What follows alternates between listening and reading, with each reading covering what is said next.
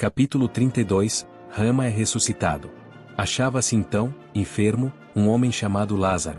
Ouvindo isto, Jesus disse: Esta enfermidade não é para a morte, mas para a glória de Deus, a fim de que o Filho de Deus seja glorificado por meio dela. 2:4-8. Sri Yukteswar explicava as escrituras cristãs, em certa manhã de sol, no terraço de seu eremitério de Serampore.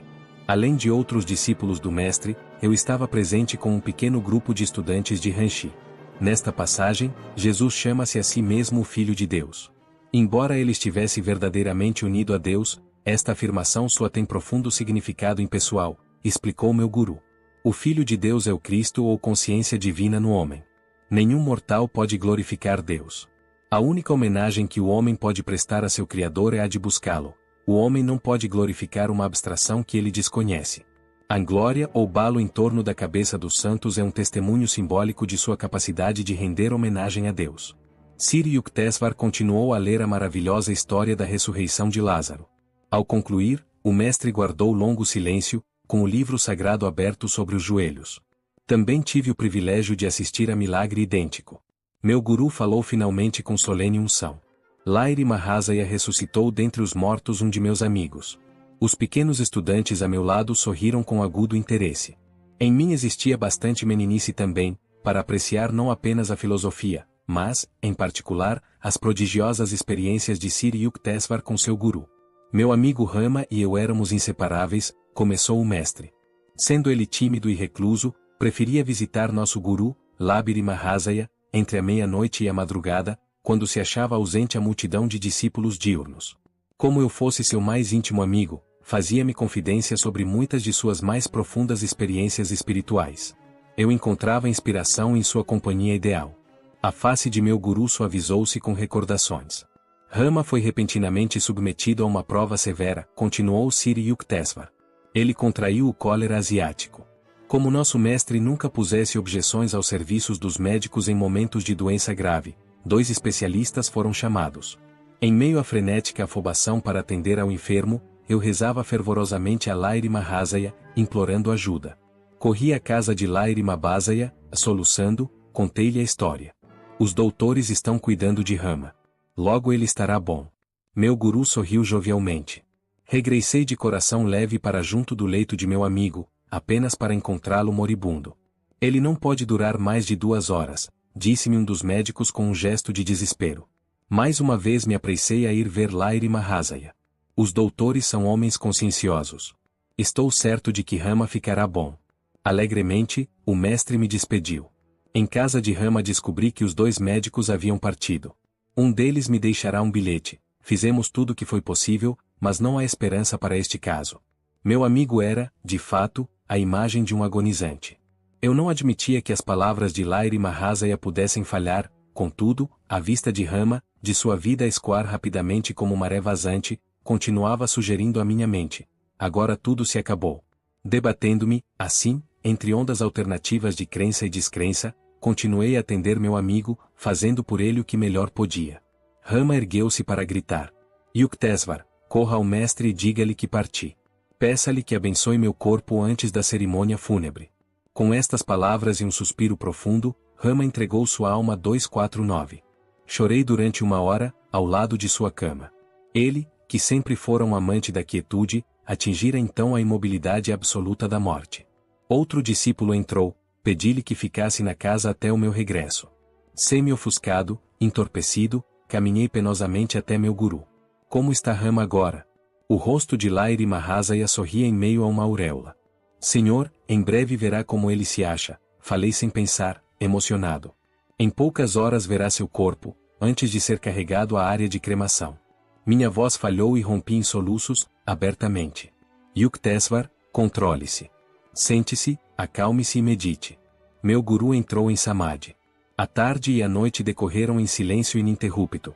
Esforcei-me inutilmente para reaver a tranquilidade interior. Ao amanhecer, Lahiri Mahasaya olhou-me consoladoramente. Vejo que você ainda está perturbado. Por que não me explicou ontem que esperava minha ajuda tangível a Rama, sob a forma de algum remédio? O mestre apontou para uma lamparina, com formato de xícara, contendo óleo de rícino. Encha uma garrafinha com óleo de lamparina, ponha 7 gotas na boca de Rama. Senhor, Protestei, ele está morto desde ontem à tarde. Que utilidade tem o óleo agora? Não importa, faça o que lhe digo. A atitude alegre de Lairi Mahasaya era incompreensível para mim. Eu ainda não encontrara alívio para minha desolação. Depois de transferir a pequena porção de óleo para um frasco, parti para a casa de Rama. Encontrei rígido o corpo de meu amigo, no abraço da morte. Sem dar atenção ao aspecto cadavérico, abri seus lábios com o indicador da mão direita, com a mão esquerda e o auxílio da rolha, verti o óleo, gota a gota, entre seus dentes cerrados. Quando a 7ª gota lhe tocou os lábios frios, Rama estremeceu violentamente. Seus músculos vibravam da cabeça aos pés, enquanto ele se sentava, espantado. Vi Lairi Mahasaya num esplendor de luz, gritou. Ele fulgurava como o sol. Levante-se, abandone o sono, ordenou-me ele, venha com Yukteswar, venha me ver. Eu mal podia acreditar em meus olhos quando Rama se vestiu e se mostrou forte bastante para caminhar até a casa de nosso guru, depois daquela moléstia fatal. Ali, ele se prostrou aos pés de Lairi Mahasaya, com lágrimas de gratidão. O mestre transbordava de júbilo. Com ar travesso, piscou um olho para mim. Yukteswar, disse ele, doravante, certamente você não deixará de levar consigo uma garrafa de óleo de rícino. Sempre que vir um cadáver, é só administrar o óleo. Pois 7 gotas de óleo de lamparina devem aniquilar, sem dúvida, o poder de Yama, 250. Guruji, em que ridículo o senhor me coloca? Não entendo. Por favor, indique-me a natureza de meu erro. Eu lhe disse 2 vezes que Rama ficaria bom, entretanto, você não me acreditou inteiramente, explicou Lairi Mahasaya. Eu não quis dizer que os doutores seriam capazes de curá-lo, simplesmente disse que eles estavam cuidando dele, nenhuma relação de causa e efeito havia entre minhas afirmações. Não quis interferir no trabalho dos médicos, eles têm de viver, também. Com voz vibrante de alegria, meu guru acrescentou, recorde sempre que o inesgotável Paramatman 251 pode curar qualquer um, com médico ou sem médico. Vejo meu erro, reconheci com remorso. Sei agora que sua simples palavra está vinculada a todo o cosmo. Quando Siri Yukteswar terminou a assombrosa história, um dos meninos de Ranchi arriscou uma pergunta que, partindo de uma criança, era duplamente compreensível. Senhor, disse ele, por que seu guru mandou óleo de rícino? Menino, o óleo não tinha significado especial. Percebendo que eu esperava algo de material, Lairi Mahasaya escolheu o óleo porque estava à mão, como um símbolo objetivo para despertar maior fé em mim. O mestre permitiu que Rama morresse porque eu, parcialmente, duvidara. Mas o divino guru sabia que, tal como ele dissera, o discípulo ficaria bom, a cura deveria processar-se, mesmo que fosse preciso resgatar Rama da morte, doença geralmente irremediável. Siri Yukteswar despediu o pequeno grupo e convidou-me a sentar sobre um cobertor a seus pés. Yogananda, disse ele com singular gravidade, desde o nascimento você foi cercado por discípulos diretos de Lairi Mahasaya. O grande mestre viveu sua vida sublime, em reclusão parcial, e recusou-se categoricamente a permitir que seus adeptos formassem qualquer organização fundamentada em seus ensinamentos. Fez, entretanto, esta predição significativa. Aproximadamente 50 anos após a minha morte, escrever-se-á um relato de minha vida, em virtude do grande interesse que, pela yoga, há de nascer no Ocidente, a mensagem da yoga circundará o globo. Ajudará a estabelecer a fraternidade e a unidade dos homens, com base na percepção direta que terão do Pai único. Meu filho Yogananda, continuou Siri Yukteswar, você deve executar sua parte na difusão dessa mensagem e no relato escrito dessa vida sagrada. Em 1945, 50 anos após a partida de Lairi Mahasaya, ocorrida em 1895, completou-se o presente livro. Não posso deixar de admirar a coincidência de que o ano de 1945 assinale também o início de uma nova era, a idade das revolucionárias energias atômicas. Todas as mentes pensadoras se voltam, como jamais o fizeram antes, para os problemas urgentes da paz e da fraternidade, a menos que o uso bélico da energia nuclear faça desaparecer todos os homens junto com seus problemas. Ainda que as obras da raça humana desapareçam sem deixar vestígios, pela ação do tempo ou das bombas, o Sol não hesita em seu curso, as estrelas persistem em sua vigília invariável. A lei cósmica não pode ser suspensa ou alterada, e o homem faria bem pondo-se em harmonia com ela. Se o cosmo é contra a violência, se o Sol não faz guerra nos céus, mas retirar-se em tempo oportuno para permitir às estrelas seu pequeno deslocamento, que serventia em nosso punho armado. Virá dele alguma paz? Não é a força bruta e cruel, mas a boa vontade que fortalece os tendões do universo. A humanidade em paz conhecerá os frutos da vitória sem termo, mais doces ao paladar que quaisquer outros nutridos em solo de sangue. A Liga das Nações Efetiva 252 será uma liga natural e anônima dos corações humanos. Amplo auxílio mútuo e discernimento intuitivo, necessários à cura dos infortúnios terrestres, não derivam do meto exame intelectual das diferenças humanas, e sim, do conhecimento da unidade profunda de todos os homens de seu parentesco com Deus. Para atingir o supremo ideal do mundo, a paz através da fraternidade, possa a yoga, ciência da comunhão pessoal com a divindade, difundir-se com o tempo, entre todos os homens, em todas as terras. Embora a Índia possua uma civilização mais antiga do que qualquer outra nação, poucos historiadores notaram que o prodígio de sua sobrevivência não é, de modo algum, um acidente, mas uma decorrência lógica do testemunho de devoção às verdades eternas que a Índia tem oferecido, através de seus melhores filhos, no curso das gerações. Por essa absoluta continuidade de ser, pela intransitividade perante as eras históricas, poderão os empoeirados eruditos dizer-nos quantas, a Índia deu a mais valiosa resposta de qualquer povo ao desafio do tempo. A narração bíblica da súplica de Abraão ao Senhor 253 para que a cidade de Sodoma fosse poupada se 10 homens justos pudessem ali ser encontrados, e a resposta divina, não a destruirei por amor aos 10, ganha novo significado à luz da evasão da Índia ao esquecimento. Extintos se acham os impérios de nações poderosas, hábeis nas artes da guerra e que foram, outrora, contemporâneas da Índia, Egito, Babilônia, Grécia e Roma antigos. A resposta do Senhor demonstra claramente que uma nação sobre e vive, não por suas conquistas materiais, e sim, em virtude daqueles homens que são suas obras-primas. Sejam as palavras divinas novamente ouvidas, neste século XX, 2 vezes tinto de sangue antes que lhe transcorresse a metade. Nenhuma nação capaz de produzir 10 homens, grandes aos olhos do juiz incorruptível, conhecerá a extinção. Dócil a essa persuasão, a Índia provou, a si mesma, não ser tola, frente a milhares de astúcias do tempo. Mestres do supremo êxtase, em todos os séculos, santificaram seu solo.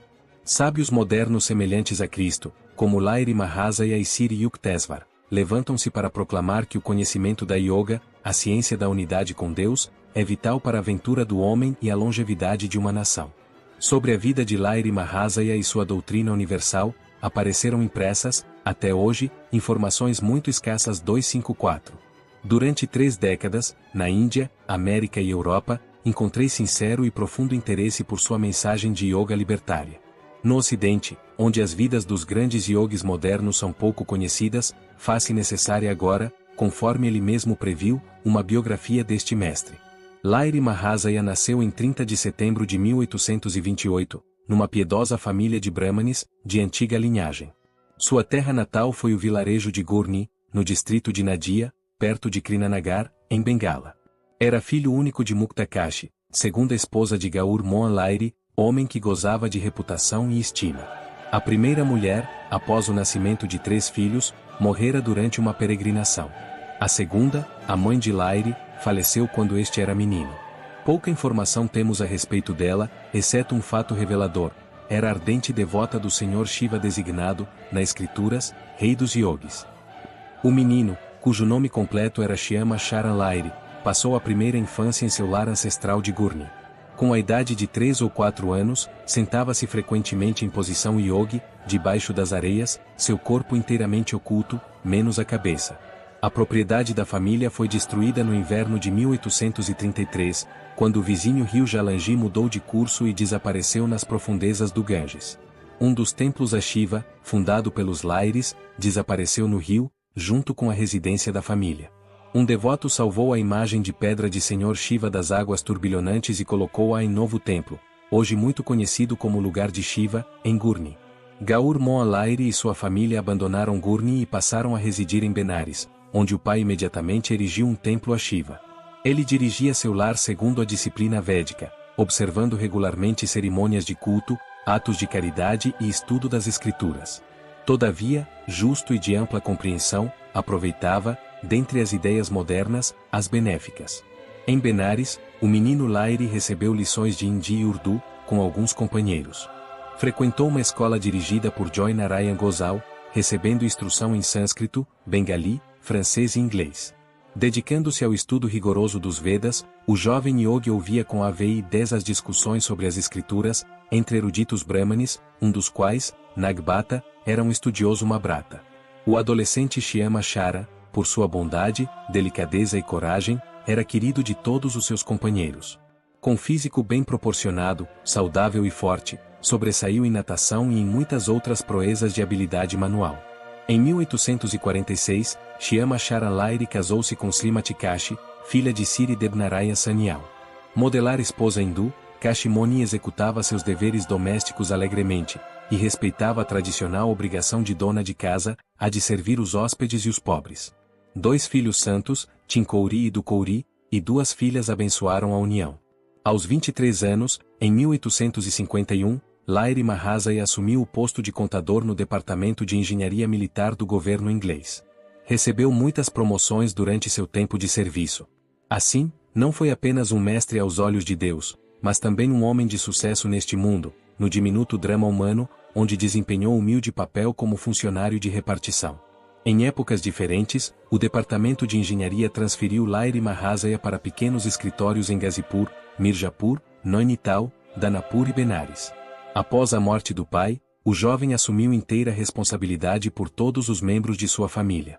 Comprou-lhes uma casa em subúrbio afastado de Benares, em Garadesvar Mohula. Aos 33 anos, Lairi Mahazaya 256 viu cumprir-se o desígnio para o qual se reencarnara na Terra. Encontrou seu grande guru, Babaji, perto de Ranikhe, no Himalaia, e foi por ele iniciado em Kriya Yoga. Este acontecimento não foi apenas uma felicidade para Lairi Mahazaya, mas um momento afortunado para toda a raça humana. Perdida, ou há longo tempo desaparecida, a mais elevada arte da yoga foi, de novo, trazida à luz. Segundo os lendários Puranas, o Ganges 257 baixa do céu à terra para oferecer um trago divino ao sedento devoto Bhagirath. Assim também, em 1861, o rio celestial de Kriya Yoga começou a fluir das secretas fortalezas do Himalaia para as ressequidas moradas dos homens.